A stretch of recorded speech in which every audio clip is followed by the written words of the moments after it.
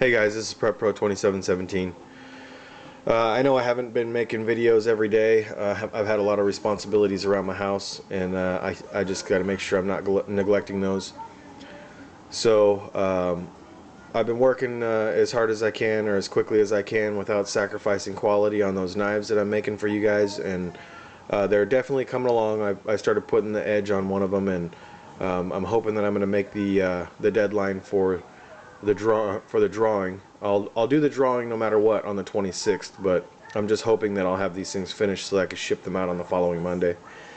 I just ask for a little bit of grace, a little bit of patience from you guys. I'm excited for these things to be done, as I'm sure some of you guys are. I just want to make sure that what you're getting is going to be something that you'll be excited to have. So we'll do the drawing no matter what on the 26th, and we'll see how the knives are looking at that point. I'm pretty confident that I can get them done, but I just want to make sure that I'm not disappearing and not here for my family. So the point of this video was to talk about some canning that I did. We had a couple people over for a fight on Saturday, and then I put our leftovers in the fridge, and then I took them out Sunday and I canned them. I heated it up on the stove first, and then I put it in some jars and I canned it. So I've been canning since November. I'm not an expert. I don't claim to be an expert. I'm still learning, just like a lot of you are, and I know some of my knowledge has come from a few of you. So I really appreciate that. I think that's an awesome thing in this community, that just how willing everybody is to help out. Of course, there's criticism, and there's people that aren't there to offer their help more than just point out your mistakes, and that's not as appreciated. But when I started, I was just canning everything that I could, and I was wiping the jars down and putting them away. Excuse me. And that's when I got a couple of comments. I got one from I remember from Cat's Cradle, who was a big help. Cat's Cradle, they're big into canning, preserving. They've been doing it a lot longer than I have, so they definitely have some information and some knowledge that I didn't. So what I was told was that I should take the rings off of the jars, because I was leaving my rings on and storing them that way. I was thinking, oh man, that's just another thing to hold the lid on. Well, it is, but that can also be a bad thing. If you're canning meat, or canning anything for that matter, and bacteria grows inside, there's going to be gases produced, and if you have the rings on, you won't know that the seal has been broken because of those gases. If you have the rings off, on the other hand, it'll pop that seal, and you won't have this vacuum down lid anymore. So that was a great tip. So I started taking all the rings off of my jars, making sure everything was still sealed up, and everything going forward from there, I would remove the lids, or remove the rings. So on paper it sounded good. In theory it sounded good. I just, I hadn't run into any issues where my seals were bad that I knew of. So here we go, bringing in the canning experience from yesterday. So I put everything into these jars, dropped them into the canner, took them out, had them out on the counter to cool, and when I went to take the rings off and wash them, because a lot of times you'll end up with some of the contents from the jars will end up on the sides of the jars, in the water, on the threads here, which will definitely be a problem if you have the rings on there. So I found that one of them didn't seal. It pushed the meat underneath the lid, and there was no seal there. The thing that was surprising to me was that this lid was sucked down. But as soon as I took that ring off and started washing it, see, there you go, that thing almost stayed down there. So as soon as I started washing it, that lid just popped right off, and that got me thinking, man, I'm sure glad that I started taking the rings off, as Cat's Cradle suggested.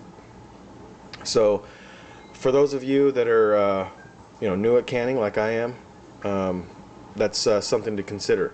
I actually had a friend of mine come over that same night on Saturday, and he brought some pears that he and his wife had canned, and they had their rings left on. And I could tell that those rings were on there for a while, because when I took the rings off, they were rusted inside.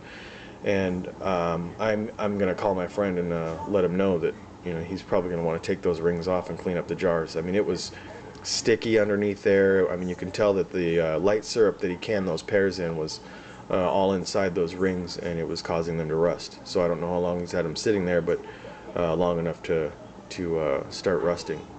So I ended up taking the rings off of those. I chucked those rings because I won't be reusing those. But one jar was, the lid was starting to rust. The other ones were okay, so we just cleaned those up, and they're in our pantry. I'm not going to stick those in my food storage, just because I don't trust them. I'll just put them in my pantry, and we can just eat those as we feel like tearing up some awesome pears. So there's a couple of things to consider. Take those rings off when you're done canning and your jars have cooled down, so you can check and make sure that everything's clean and you won't have any rust issues. And these lids, as you guys know, those of you that do can, you got to pry these lids off. I mean, they're not just going to pop off. You have to pry them off. So if you have them stored with the rings off, you're not going to have lids just coming off for no reason. If they come off, it's because something went wrong with your canning, and there's bacteria growing inside those. So it's a good warning, a good way to warn you that the food may not be safe. So again, thanks for your patience. Thanks so much for all the subscriptions. I started this competition, excuse me, it's not a competition. I started this drawing. I don't know if you call it a contest, because I'm not really asking you guys to do anything other than take a few minutes of your time. But I started this contest with 100 subscribers, and you know, we're looking at another week until the drawing, and I'm over 400. I'm completely floored as to how many people have been subscribing. I don't know how much of that is just people wanting a knife, you know, or the chance to win a knife, but I really appreciate everyone taking the time to check out my channel and watch my videos. I hope that the information on my channel is helpful to some of you. It may not be helpful to all of you, but I hope that someone's walking away with some information that maybe they didn't have before. Maybe I've made some mistakes that will help you guys not repeat those mistakes, so that's also worth it. Comments and suggestions are always welcome. I've really appreciated a lot of the suggestions and comments that have been really helpful to me. There are some people out there that like to point out everything that you do wrong and really have nothing constructive to add. That's not as welcome, but you know, what do you do? So subscribe if you haven't already, and I'll have more videos coming. I'll have a update on that knife that one of those knives that I've been making, and I started putting the edge on it, so maybe I'll do an update on that and show you how that's turning out, or I don't know, maybe I'll just wait until it's all put together. But thanks again, and I'll talk to you next time. Take care.